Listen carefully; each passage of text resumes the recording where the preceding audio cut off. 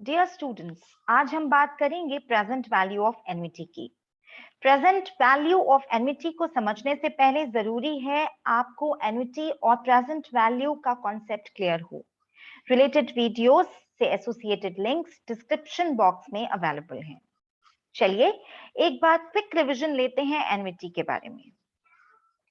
Annuity क्या होती हैं? An annuity is a series of fixed payments required from you or paid to you in a specific frequency at equal intervals. जैसे आप home loan लेते हैं, एक fixed period के लिए आप हर महीने कुछ अमाउंट डिपॉजिट कर रहे हैं या इंस्टॉलमेंट पे कर रहे हैं, तो यहाँ आप एन्युटी की बात कर रहे हैं। आप कार लोन लेते हैं, वो भी एन्युटी है। आपको पेंशन हर महीने मिल रही है, वो भी एन्युटी है। सो आई होप एन्युटी का कॉन्सेप्ट आप सभी को क्लियर है। अब बात करेंगे प्रेजेंट वैल्यू ऑफ एन्युटी की। अगर आपको कहीं से रेगुलर इंटरवल्स पर रेगुलर कैश इनफ्लो हो रहा है, for example you are getting 1 lakh every year for around 20 years और मे बी 30 years टू तो उस अमाउंट की प्रेजेंट वैल्यू आप कैसे निकालेंगे? इसी को हम कहते हैं present value of annuity. Value निकालने के लिए एक सिंप्लीफाइड फॉर्मूला है जो मैं आपसे शेयर करूंगी, लेकिन उससे पहले एक सिंपल सा एग्जांपल लेके आपको डिटेल्ड इंफॉर्मेशन भी इस कॉन्सेप्ट के बारे में दूंगी। लेकिन पहले थोड़ा सा थ्योरेटिकली डिस्कस करते हैं। The total worth of all the payments of an annuity at or before the beginning of the annuity is called its present value or capital value. In other words, the present value of an annuity is the sum of the present values of all.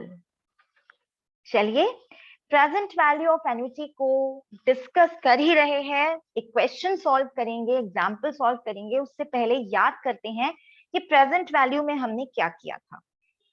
Present value में basically हमने एक formula discuss किया था, और वो formula था future value upon 1 plus r whole to the power n। और इस फॉर्मूले को यूज करके मैं प्रेजेंट वैल्यू बड़े आराम से निकाल लेती थी। प्रेजेंट वैल्यू क्या थी, वहां पे क्या डिस्कशन हुआ था? वहां पे एक सिंपल सी एग्जाम्पल को मैंने डिस्कस किया था कि अगर 5 साल बाद मुझे 1 लाख रुपया चाहिए, तो आज मैं कितनी इन्वेस्टमेंट एक एज्यूम्ड रेट ऑफ इंटरेस्ट पे करूंगी, जिसे मैंने डिस्काउंट रेट कहा है, कि मुझे फ्यूचर में 1 लाख रुपया एक पर्टिकुलर अमाउंट जो है मुझे पर्टिकुलर टाइम पे मिल जाए। राइट, यही थी मेरी present value. Present value is the current value of future amount which I am planning to get. Present value provides an estimate of what we would invest today to have a certain amount of money at a specific point in future. The money that we have to deposit now is the present value of the amount due after expected period of time. Present value is usually less than the future value because money earns interest. चलिए अब हम discuss करते हैं एक example, जिसमें हम discuss करेंगे, हम निकालेंगे प्रेजेंट वैल्यू ऑफ एन्युटी। मान लीजिए आज 0 डेट है और आज से 1 साल बाद आपको 4 years के लिए 4 साल तक आपको 1-1 लाख रुपया मिलने वाला है। Year number 1, year number 2, year number 3, year number 4। और आप आज उस 4 लाख रुपए का, जो आपको 4 साल में 1-1 लाख रुपया मिलेगा, उसकी प्रेजेंट रेट निकालना प्रेजेंट वैल्यू निकालना चाहते हैं, तो आप क्या करेंगे?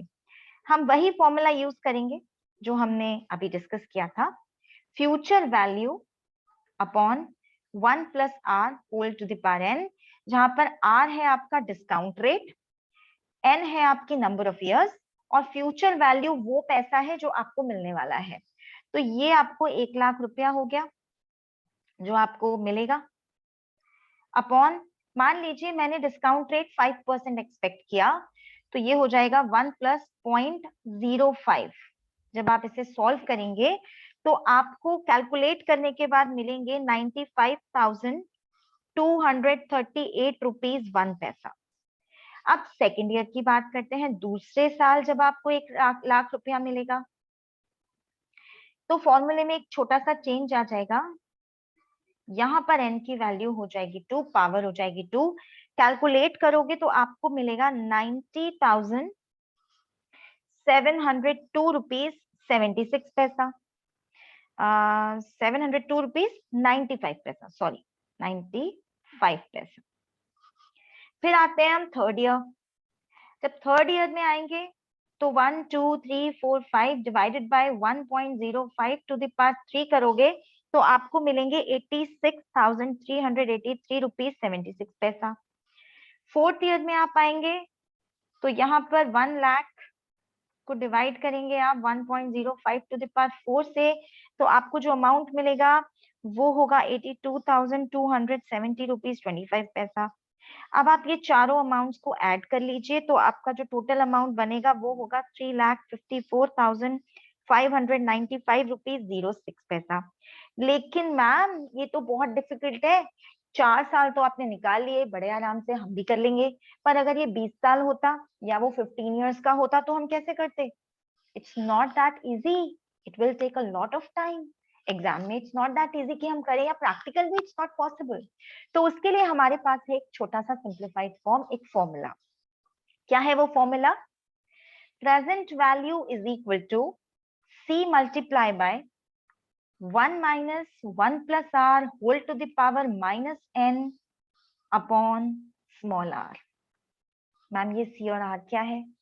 PV तो आपको समझ आ ही गया होगा, PV stands for present value. C stands for cash flow per period।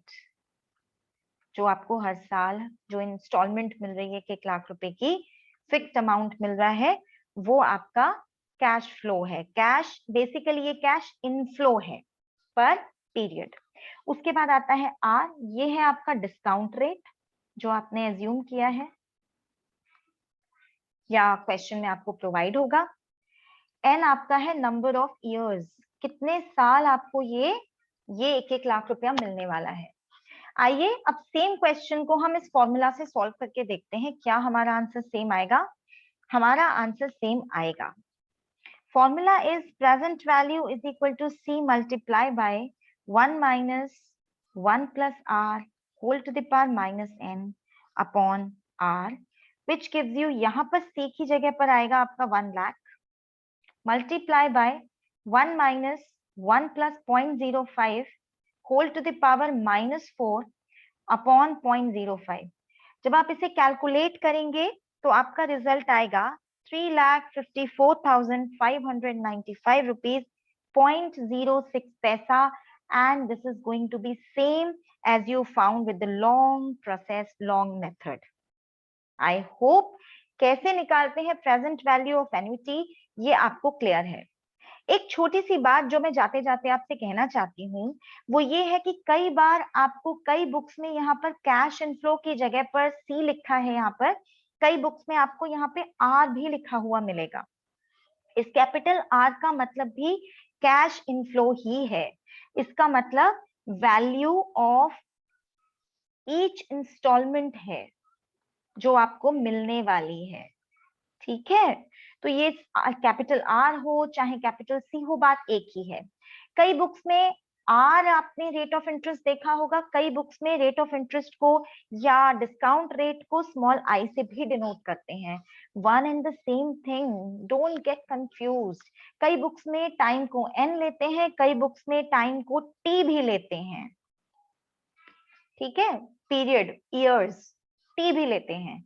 आपको जब भी आप क्वेश्चन कर रहे हैं आपको सिर्फ इतना करना है, फॉर्मूला लिखते समय आप फॉर्मूला में जो जो क्वांटिटीज यूज कर रहे हैं, जो जो वैल्यूज आप मेंशन कर रहे हैं, उनकी डिटेल्ड इंफॉर्मेशन राइट साइड पे पतली सी लाइन ड्रॉ करके लिख दीजिए, ताकि आपके एग्जामिनर को, जो बंदा, जो पर्सन आपका पेपर इवैल्यूएट कर रहा है, इवैल्यूएटर को फॉर्मूले समझने में प्रॉब्लम ना हो। आपकी अंडरस्टैंडिंग से उसकी आपकी थॉट प्रोसेस से उसका थॉट प्रोसेस या उसका कॉन्सेप्ट मैच कर जाए, उसे प्रॉब्लम ना हो समझने में। I hope the concept is clear to you all. For more concepts related to financial mathematics, do watch my upcoming videos and don't forget to subscribe, like and share the channel and its content. Thank you.